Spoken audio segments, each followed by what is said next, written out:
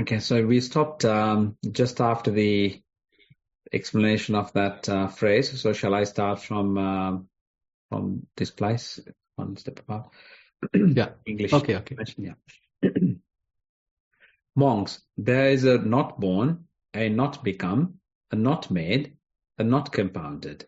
Monks, if that not born were not, there would be no escape here from what is born, become, made, compounded. But since monks, there is a not born, therefore there is an escape from. Oh, where is a? Go ahead, Saman. I hear a bit of an echo. Hopefully, yeah, it's fine. Ah, we didn't hear, by the way. Okay, maybe. Um, okay, but since monks, there is a not born, therefore there is an escape from what is born, become, made, compounded. Both passages are presented as exhortations on Nibbana, with which the Buddha inspired the assemblage of monks. Both begin with an emphatic affirmative, atti, and proceed in the form of a series of negations. While discussing the nature of Anyapala Samadhi, the fruit of knowledge concentration, with the help of a specimen out of a number of thematic suttas, we have observed the note of difference and wonderment ringing through the questions. We have Excuse me, seen, Saman. yeah, Saman, I think we can hear echo. is it coming from me, is it? Not too sure. But, Sarnasa, if you can please check as well. I can see that mic icon is going up, up and down. From my side? Yes, Sarnasa, when Okay. someone is speaking.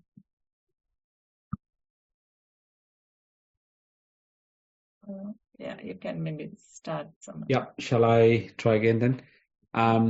Both passages are presented as exhortations on Nibbana, with which the Buddha inspired the assemblage of monks. Both begin with an emphatic affirmative, atti, and proceed in the form of a series of negations. While discussing the nature of Anyapala Samadhi, the fruit of knowledge concentration, with the help of a specimen out of a number of thematic suttas, we have observed the note of difference and wonderment ringing through the questions. We have seen the emphatic tone characterizing the replies. The paradox posed by that peculiar samadhi of the Arahant also came up for discussion. Hence, the emphatic affirmative prefixed to these two sutta passages need not surprise us. As for the two series of negations in the respective passages, there does appear prima facie considerable divergence in formulation. We shall therefore examine them singly. The former passage speaks, first of all, of ayatana, sphere, in which the four material elements, the four formless realms, this world, the world beyond, and the sun and moon are not found. We are now sufficiently familiar with such formulations to be able to identify them as referring to concepts and to resist the temptation to read into them any gross physical sense. It is further said that in this sphere there is neither coming nor going, nor staying, neither dying nor being born. Here again, we have a reference to abstract notions and not to actual facts implied by them.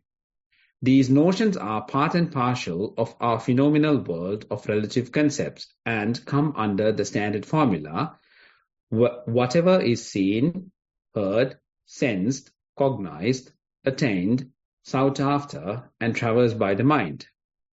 The last three significant terms in the passage, whereas not established, not continuing, not having an object, are obvious allusions to the paradoxical gaze or transcendental consciousness of the Arahant. These three terms, appatittam, appavattam, arammanam, correspond respectively to his It is anarammanam. Anarammanam. Anarammanam. Appatittam, Appavattam, Anarammanam correspond respectively to his threefold deliverance: Vimukko, Sunyato, void, Appanito, free from longing, and Animitto, signless. Due to the penetrative vision of Panya, wisdom, concepts become transparent, Animitta, signless, giving rise to utter detachment, Appanihito, and the sage realizes the voidness of the world, Sunyata. It is in the light of this transcendental vision that he declares, as the Buddha did, void is this world of anything that is self or of anything that belongs to self. Sunyam idam attenava attaniyenava. Yeah, one moment, Saman. Now, this is a very interesting area actually we are going through. So, Katukunde Thero is trying to sort of find out certain weak points in the commentarial explanation given to the previous verse. Actually, that is Viññānaṁ Anidassaнаṁ Anantaṁ Sabbato Pabhaṁ. So, that verse is available in the Digha Nikaya. So, Katukunde Thero is not agreeing with the commentarial description. Rather, he is trying to give a better description here. And again, he is pointing out very interesting information here. That is Animitta, Appanihita, and then the Sunyata. So these are typically called as the Vimokka Mukha. So the passages to the Nibbana, or we can say the doors to the Nibbana. So Animitta typically means signless. So what happens is through our eyes, ears, nose, tongue, body, and the mind, how we are comprehending the outside world is through the signs. Various signs are there, various marks are there, various details are there. So our eyes, ears, nose, tongue. So these external faculties are capable of extracting certain signs. Say for example, when you are hearing a dog barking, and when you are hearing a cat is making a sound, so those are two different sounds, but you can distinctly recognize. And at the same time, say a child is crying, you can distinctly recognize. So there are certain differences in the intensity, in the frequency. So all that our ears are capable of recognizing. So that through that recognition, through that understanding, so you can decide whether it is a cat or dog or a child. So likewise, through the eyes, we can hear various signs, maybe colors, shapes, and accordingly we can recognize various differences. Nose is also same, tongue also same, body also same, and the mind also same. So signs are actually playing a big role in this understanding, how we are dealing with the outside world. Now, when one is practicing Vipassana, so one reaches the state of signless. So rather than taking signs, now one avoids taking signs. So as Katukunde Thero is pointing out here, so the Animitta is an abandonment of various signs, not picking various signs, not selecting various signs. At the same time, he is pointing out, so one is not interested of various concepts now. So what is we are having, how we are dealing with the whole world is using various concepts. Actually, our minds are more and more proliferating based on the concepts. And through the Vipassana, we are trying to minimize concepts, conceptual proliferations, obsessions, inner chatter. Ultimately, mind comes to a point where it is not interested of various concepts, rather it tries to give up taking signs. And that's how it going through this understanding of impermanence. And by going through this impermanence, the understanding of impermanence, now no more it is taking various signs. Now it is reaching the state of Animitta. As a result of that, it is said, so mind can get liberated, mind can get go through. Rather than holding or grasping things, now mind simply give up things, not holding things, not attaching to things, not grasping things. So that is one side.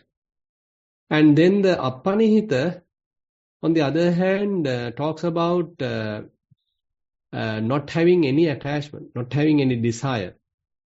Because things are not giving any permanent happiness, not giving any, say, lasting happiness. So what one does is understanding this suffering nature, the dukkha nature, and no point of desiring anymore. Even if you desire some future life or future event, that too going to be unsatisfactory. That too going to be dukkha. So no point of therefore expecting something more.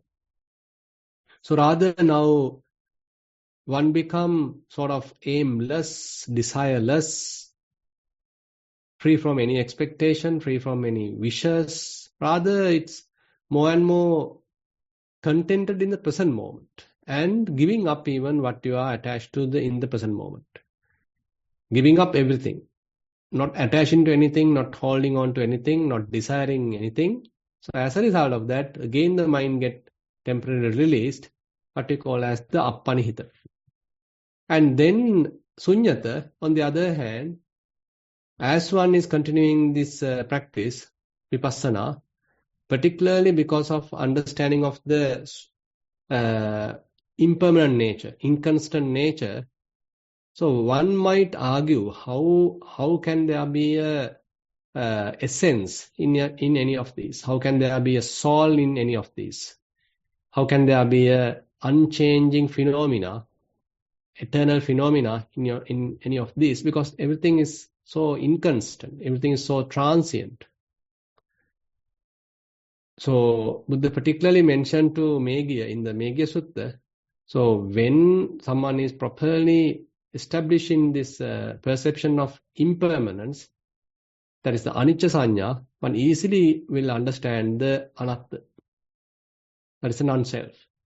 Now there is no essence, there is nothing substantial, there is no any core, any heartwood. So it is empty.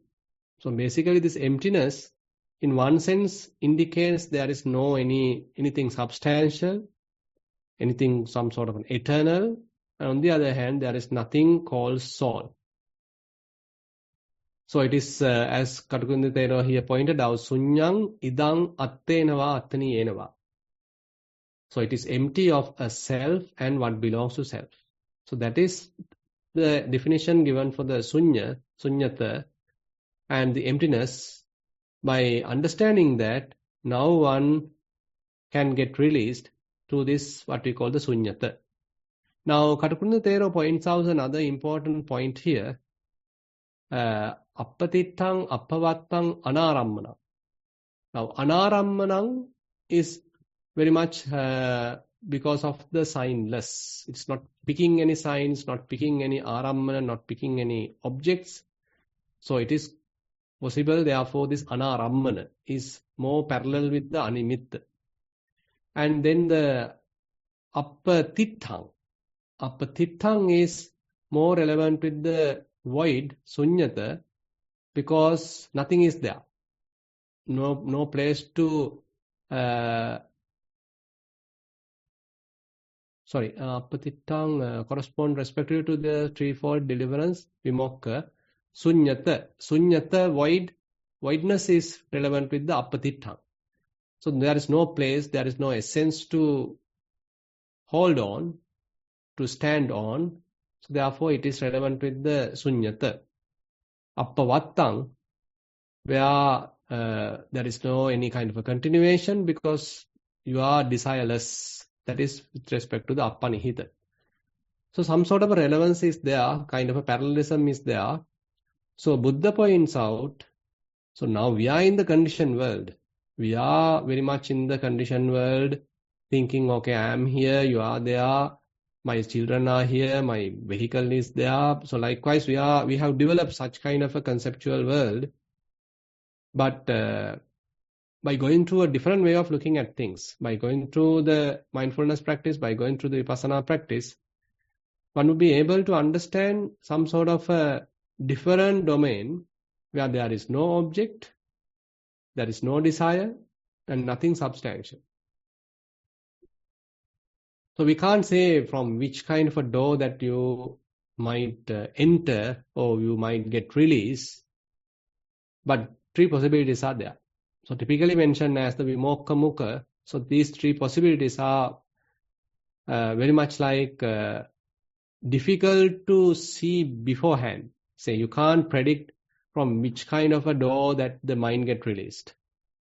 Either the animitta or apanihita or sunyata, we can't predict at the beginning. But we need to continue our practice. So as a result of the practice, once it is carrying the momentum, gathering the momentum, at a given moment, it can get released from one of these doors. And we can't say it is the completely permanent release, because again the mind can start grasping, start establishing, again pointing out to something, and again desiring, because it can, therefore we can say it's a kind of a temporary release. Sometimes it is called as a Tadanga Nibbutthi, where the mind is released to the amount of understanding. So as you are continuing your practice, you are developing certain amount of wisdom, vipassana knowledges. To that amount, to that extent, mind can get released. Now, once you feel some sort of a release, we need to very much like recognize it, be there, stay there, more and more familiar there. So as a result of that, if there are any impediments, if there are any leftovers, or any kind of a subtle attachments, any shades of feelings, etc., so those also have to be abandoned. And then only one can say, okay, the mind become more and more purer, and the sort of the purity improves, the clarity improves, cleanliness improves, and the mind let go of any other impediments, and again the mind become more and more clear, unattached, and more purified. So then one can say, okay, you are giving up various defilements, any fetters, and as a result of the practice, okay, you are able to completely abandon certain defilements, certain fetters, cut off the fetters forever. And typically we say, okay, one attains the Sotapanna by cutting off the three fetters forever without future rising. So you are able to cut off them. And then typically mentioned, if one is able to dilute raga and dosa, that means the patigha and the kama, so then actually one can become a sakadagami, the once returner. And if one is able to cut off that altogether, that means kamaraga and patigha cut off forever, then it is mentioned one has become a anagami, non-returner. So altogether these five hindrances, or rather five fetters, are called what we call lower fetters, or the Oram Bhagya Samveda. And the other five fetters are typically mentioned, it is only possible to cut off when one becomes an arahant, and those are the upper fetters, Ruparaga, Aruparaga, and then Mana, Uddacha, Avidya. Ruparaga is certain very subtle desire towards the materialistic type of, or how to say, jhanic experience.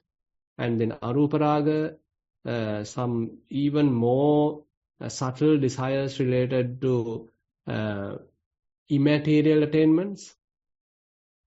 And one can say, okay, the internally, mentally, so one might slightly attach to something. So we don't need to say that, say you are attached to a particular Brahma realm. We can simply say, okay, the certain mind states, those are very sublime, very subtle, pleasing, and one might prefer to be there, one might prefer to stay there, enjoy that. So those subtle fetters are only abandoned when one becomes an arahant. And then mana, the conceit, happens when you are thinking. So typically, we have certain amount of a sense of I, a personality, a certain ego, and what we sometimes call as the conceit I am, asmimana. So that is also very subtle. And even though we are not one is not considering any of the 5 clinging aggregates as me, myself, or belong to me, still there is a sense of I. Still there is a self, some sort of a self, sense of self, as explained in the Khemaka Sutta. So all that will be abandoned slowly as a result of further practice, and then only one would be able to abandon that asmimana, or what we call the mana, the conceit.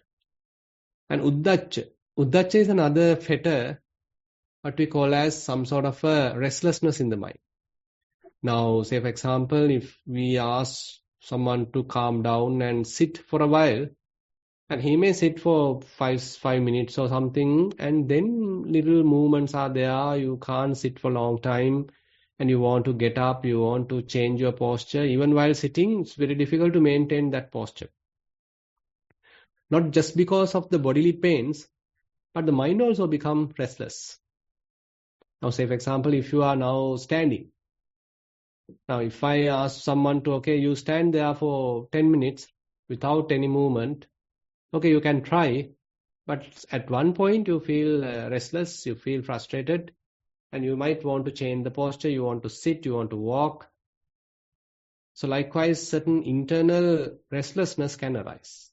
So similarly, our minds are very much like going through some sort of a turbulence, some sort of a restlessness. So that is only completely abandoned when one becomes an arahant. Restlessness.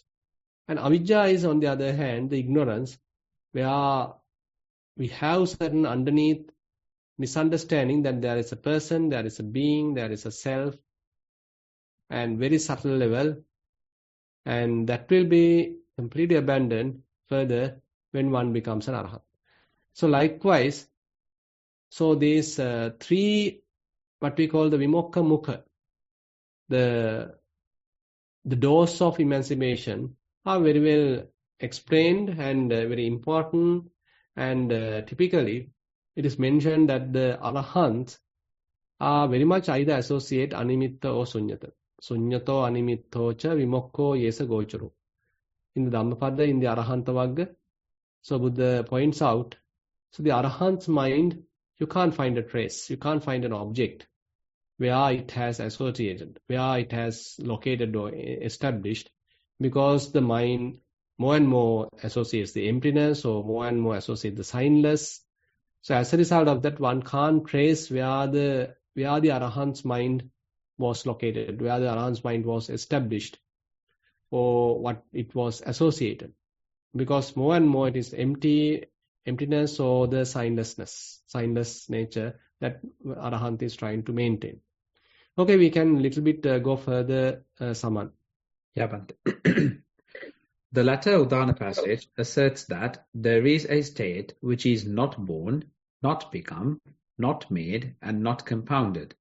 For if there were no such state, there would be no possibility hereof stepping out from the born, the become, the made, and the compounded.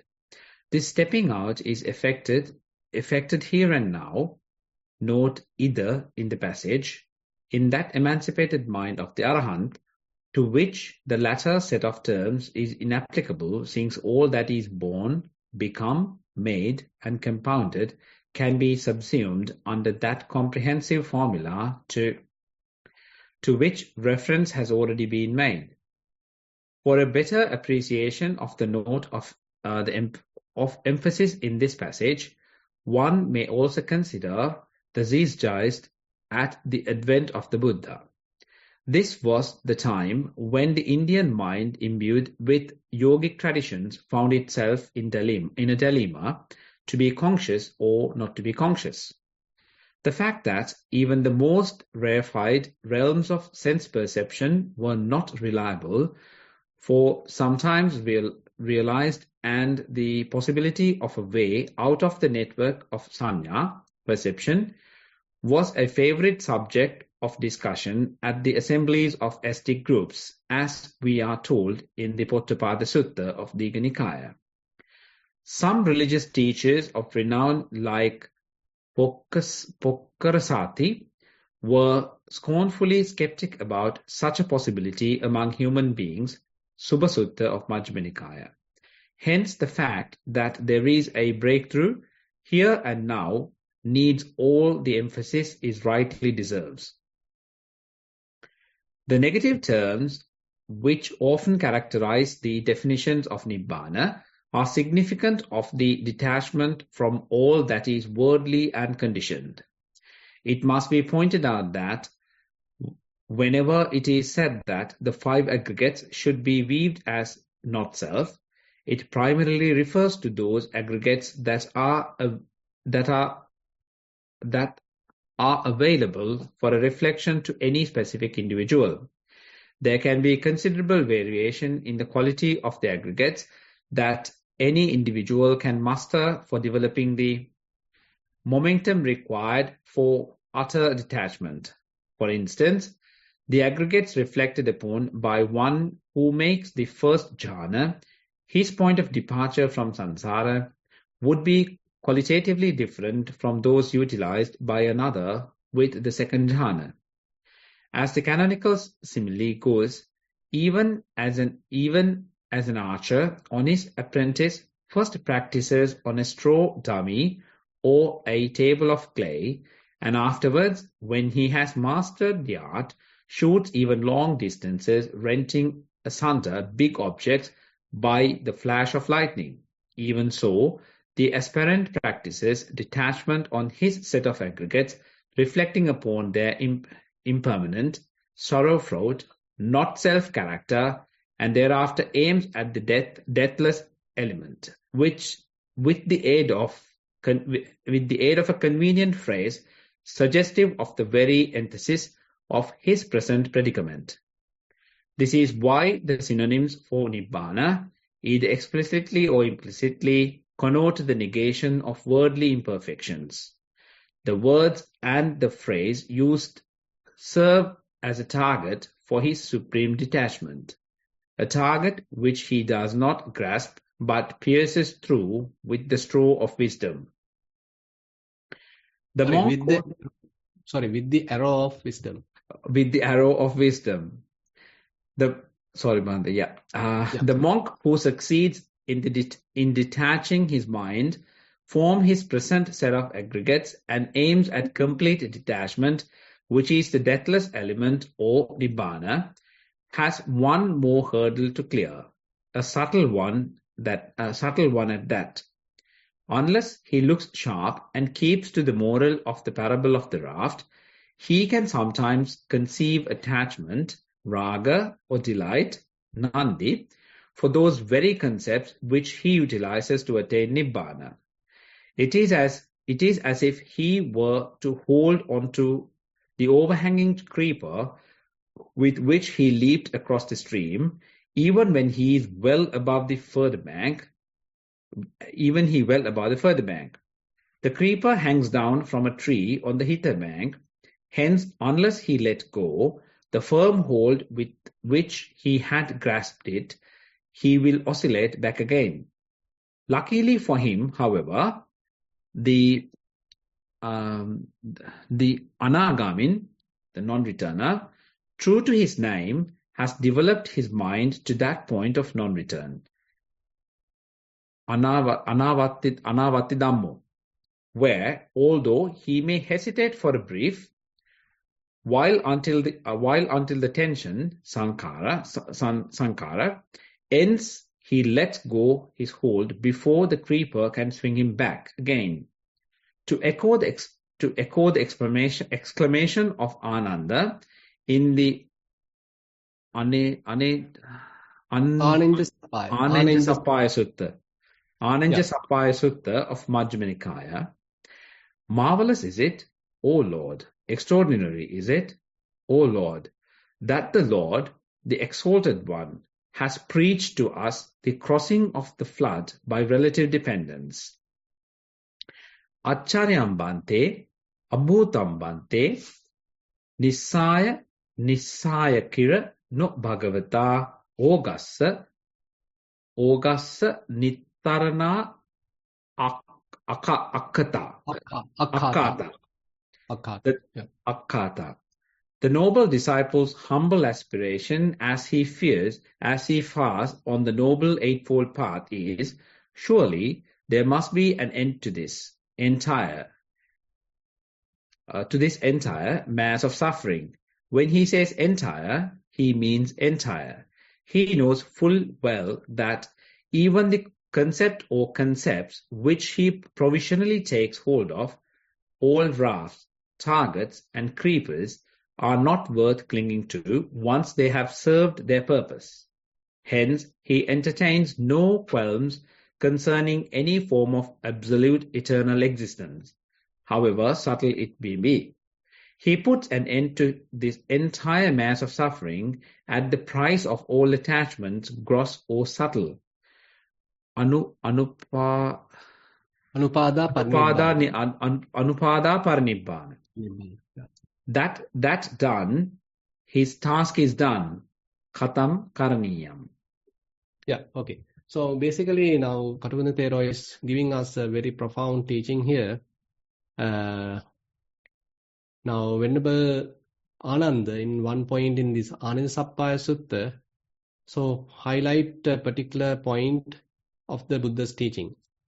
Accharyam Bhante, Abhutam Bhante, Nisaya Kirano Bhagavata Ogassa Nittarana Akkata. So that means so Nisaya. So you associate one thing and then you abandon another thing. And then you associate another thing and you abandon the previous thing. So likewise, say for example, you attach to, if the mind is attached to some gross phenomena, you start attaching to a subtle phenomena and abandon that gross phenomena. And then the present attachment is also something that you need to abandon. So what you do is you attach to a even subtle phenomena and let go of this subtle phenomenon. So likewise, the mind becomes more subtler. And ultimately, so according to this Pottapada Sutta, one decides at a given moment, okay, no point of further having any ideas, anything, any thoughts or any intentions. Let me abandon all the intentions. Let me stop all intentional activities. Let's stop any future kind of wishes, any hopes, expectations.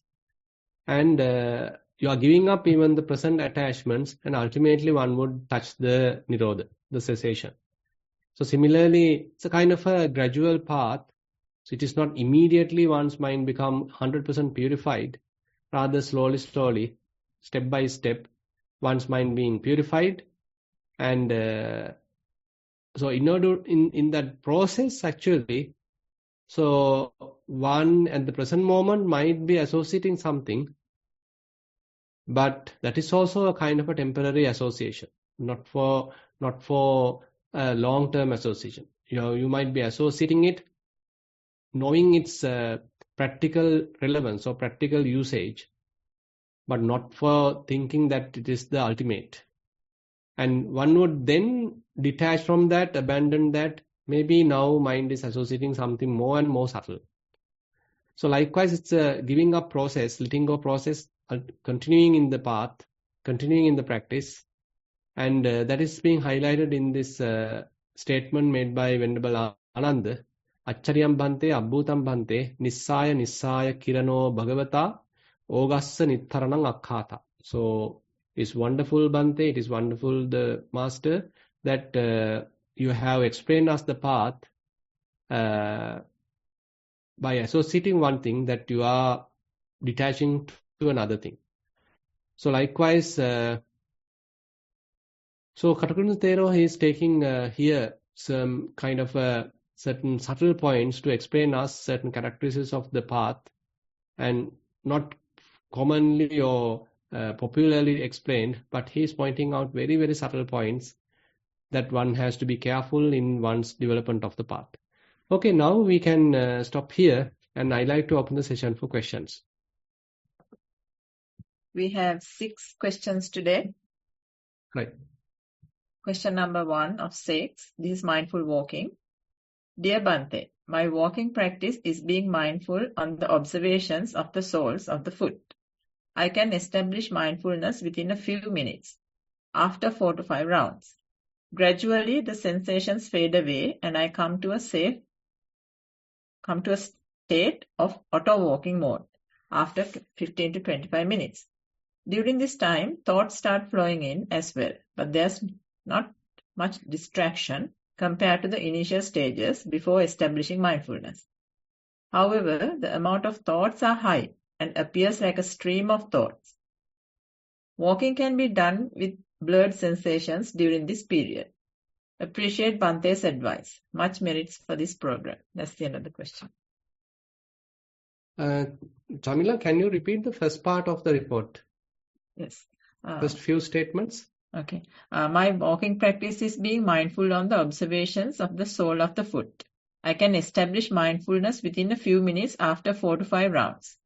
Gradually, the sensations fade away and I come to a state of auto-walking mode. 15 to 20 minutes. This is okay, fine. So I think this is quite natural. So at the beginning, we are developing certain amount of mindfulness and concentration and trying to recognize more and more details and the elements characteristics. And there is a continuation of that process. You are more and more careful of that. You are more concerned about it. But at a given moment, there is a turn.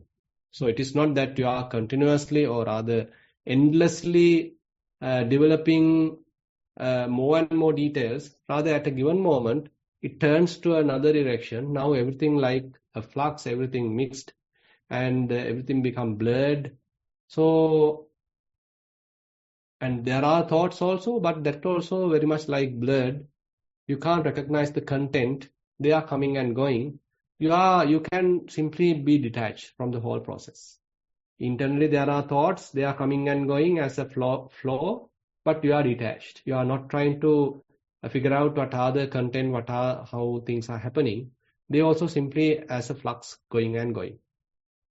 Similarly, there may be sensations. They also lose their color, lose their shape, lose their content, and appear like kind of a vibrations, very subtle, coming and going, appearance and disappearance, and you simply detach and observe the process. And this is sometimes we call as the choiceless awareness, where you are not choosing anything, rather you allow things to happen naturally, to manifest naturally, and you become more and more detached and observe non-judgmentally. And at this stage, you just have to observe. Don't do anything and just allow the mind to more and more get detached. It will happen naturally, because at this flux, there is nothing substantial, or there are no such objects which you have to get attached. Nothing is interested, nothing is beautiful. So everything is very much like appearing like a flux, very much like manifesting like a flux, and you simply have to watch it. So through this process, actually, we are developing the dispassion and disenchantment. Let it happen naturally, gradually, and you simply have to continue as it is. Question number 2 of 6. This is a Dhamma sermon question.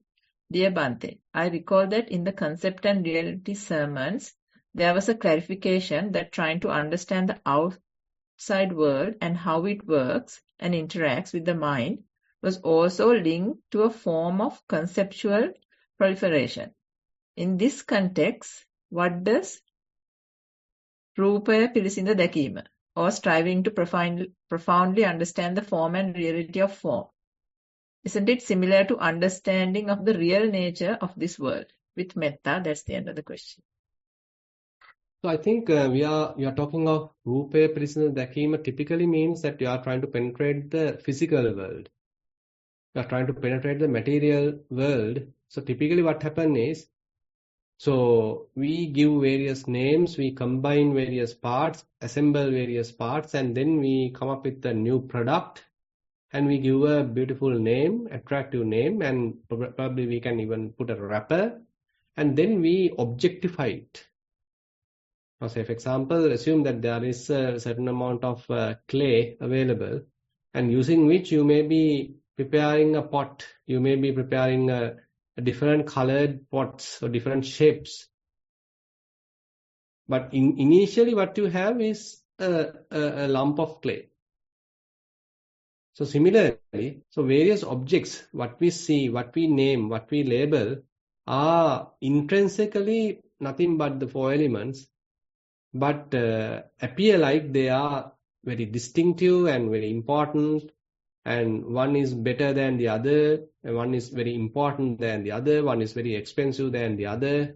So likewise, various differences are there in this whole physical world, and we attribute all those various differences, we attribute all those importance, characteristics, and then we get attached to them, we objectify them, we name them, we label them, we brand them, and we get trapped. Now, through the practice, particularly the animals meditation, help us to penetrate this, help us to understand this true nature.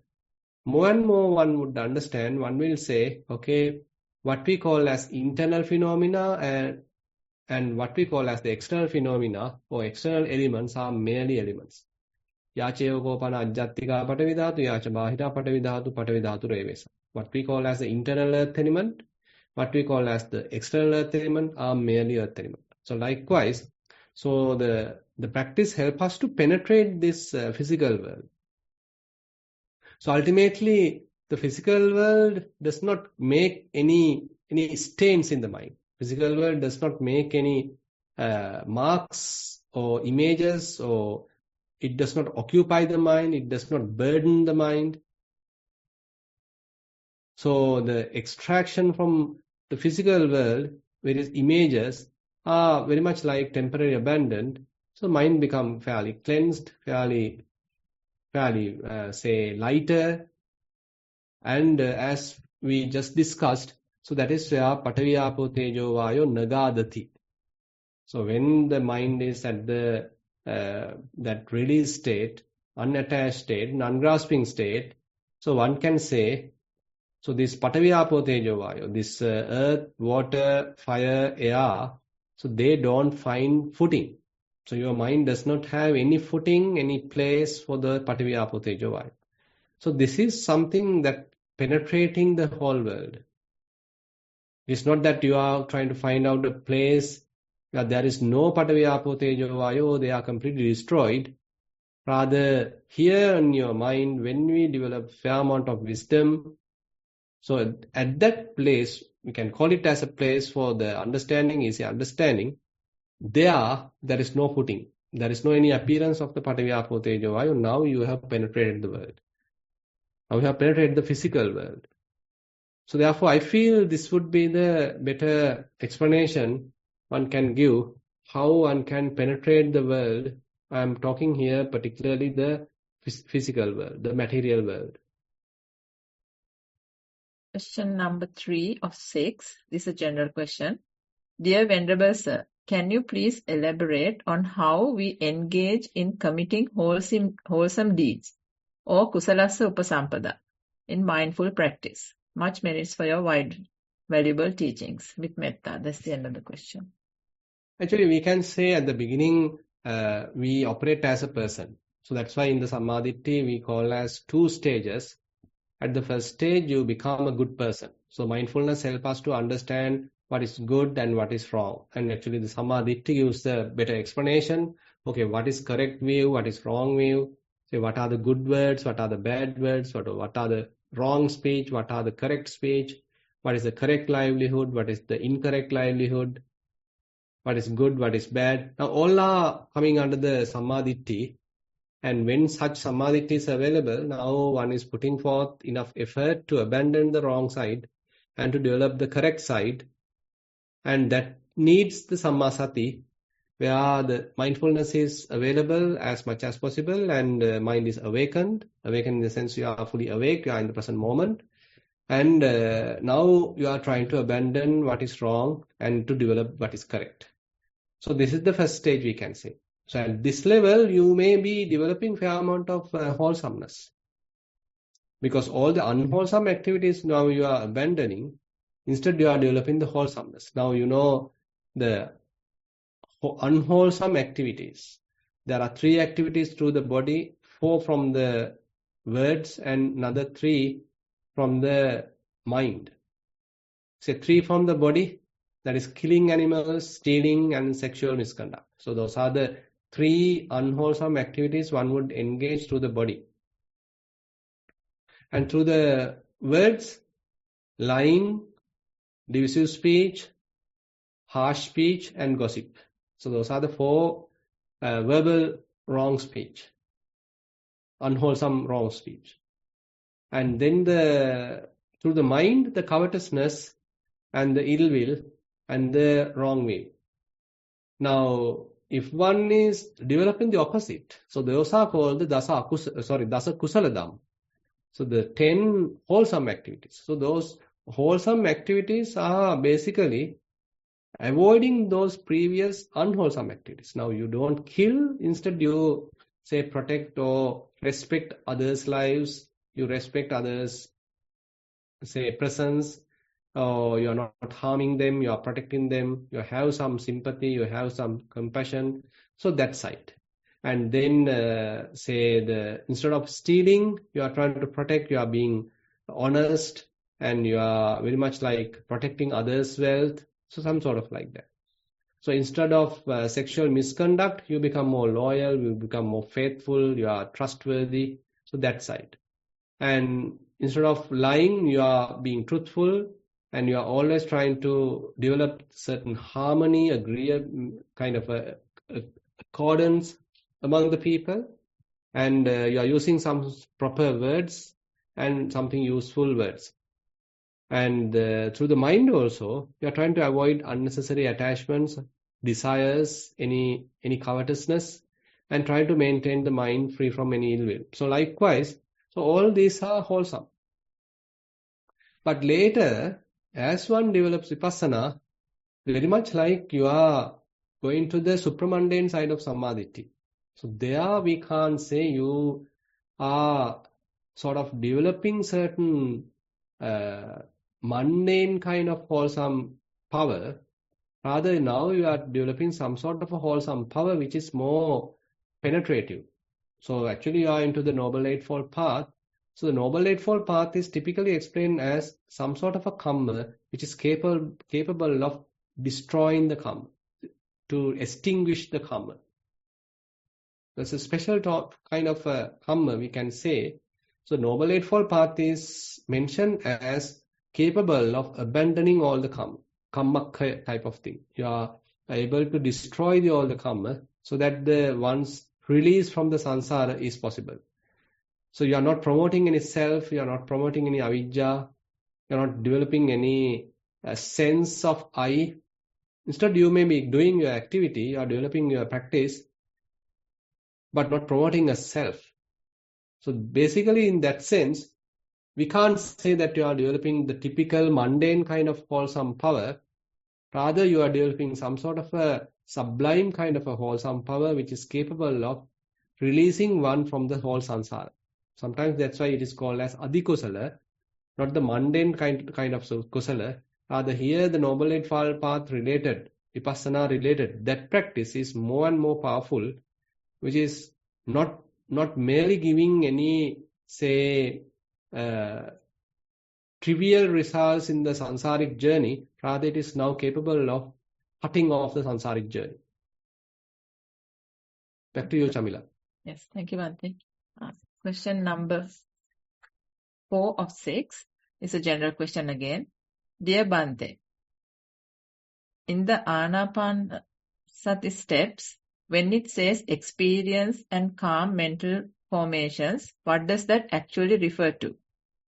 And is that same as the Sankara, the fourth and fifth aggregates? Also, what does next stage Chittanupassana, mind states, exactly refer to, please? Does Sankara, fourth aggregate, or Vinaya, fifth aggregate, fit into Chittanupassana? Thank you, Bhante. That's the end of the question.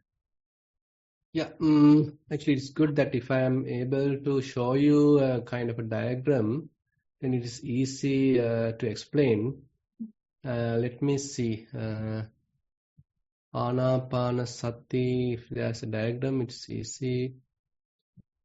Anapanasati Sutta, through this Anapanasati Sutta, I have prepared this. So, hope you can see it. Yes, sir. Now, under the Vedananupassana, so we have experiencing rapture, experiencing happiness, experiencing mental formations, tranquilizing mental formations. I hope you are referring this part. That is the eighth step in the whole Anapanasati. So altogether there are 16 steps. So the eighth one is this tranquilizing mental formations. Now, in this tranquilizing part, so you are basically tranquilizing all the feelings, tranquilizing all the different kinds of, perceptions. So the mind become more and more clear. And now you are trying to experience in the mind. So that is, here actually we are very much into the Sankhara Skandha. So here the feeling and the perceptions, here very much we are in the Chittanupassana, we are into the formations, mental formations.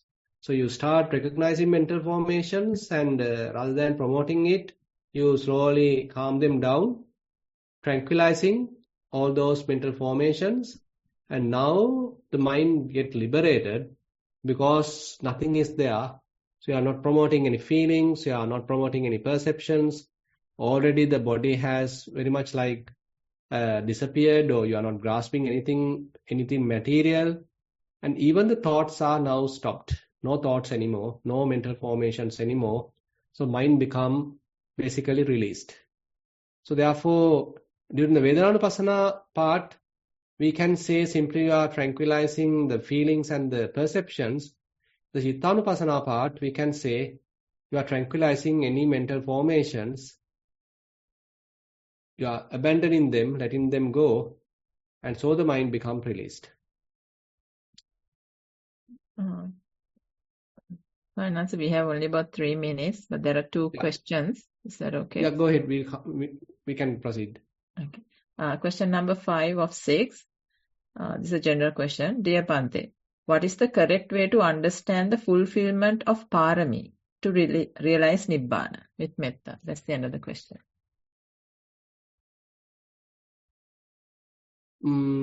Actually, I would like to say now we all have parami.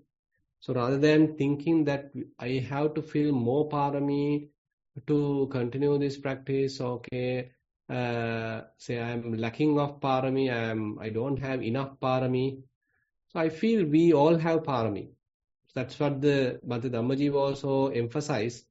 We don't need to think, okay, now I have to further fulfill parami. Rather, I am now capable of developing the path because enough parami is there. Because human life is something more and more precious, and we are born to this life with a lot of parami, and therefore better develop the practice.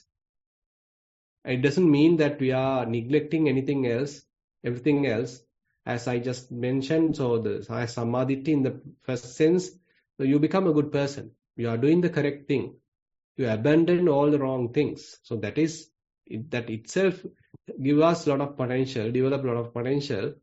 And then you are not limiting to that. You are turning more towards the supramundane side. And which help us to further continue our path and thinking, okay, the parami is there. Because typically, if we think, okay, I don't have enough dana parami, I don't have enough nekkama parami, enough metta parami. So basically, then very much like we are always thinking to fulfill some parami, but not giving emphasis to the development of the path. So I feel I like to get that kind of a mentality, rather than figuring out, okay, what are the paramis I am lacking and I need to develop them. So anyway, the point is, when we are going through the practice, definitely certain contribution towards the parami will be there. Now, say for example, when you are practicing, say your typical walking path, walking meditation. So there may be difficulties. It's very difficult. Maybe distractions are happening and you are unable to establish mindfulness. A lot of thoughts are happening. But now you have to have enough courage to continue your practice. So that is the Virya Parami. So you are developing Virya Parami. And now suppose that there are certain disturbances are coming, but you can't do anything. You have to very much like equanimous towards those disturbances because those are beyond your control. Okay, now you are developing the Upekka Parami. And say the whole practice is actually development of the Panya Parami. So likewise, so the whole practice has a fair contribution towards the Parami.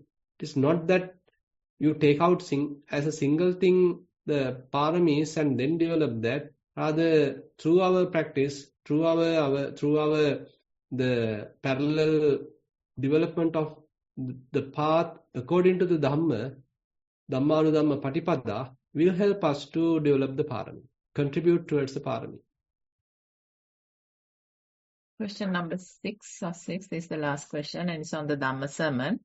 Dear Bhante, regarding the 3 doors to Nibbanic experience, is it the case that any door can be one's path due to mindfulness practice? Are there any other practices such as Samatha practice where one would know where the Nibbanic experience opens up? With Metta, that's the end of the question. No, actually even if one practices Samatha and then come into the Vipassana, still one has to go through any of the doors. There is no any specific Samatha related door to attain Nibbana. Rather, Samatha Pubbangama Vipassana indicates, okay, you develop Samatha and then turns the Vipassana. And through the any of these, say, Animitta, Appanita, Sunyata, you are able to release the mind. So you have to turn towards the Vipassana to release. So what we may be experiencing through the Samatha is a temporary kind of a suppression of the defilements. Now here, very much like you are penetrating, you are developing certain wisdom to abandon the defilements. In the Samatha practice, actually, as a result of the concentration power, you may be suppressing the defilements and temporarily experiencing some release. But that is very temporary. So there is no any specific kind of release door, another particular special door for Samatha. Rather, you need to turn from Samatha to Vipassana, then only the path will be available. Okay, Bhante, that's the end of the written questions. So we've gone a little over time, so we will end the program today.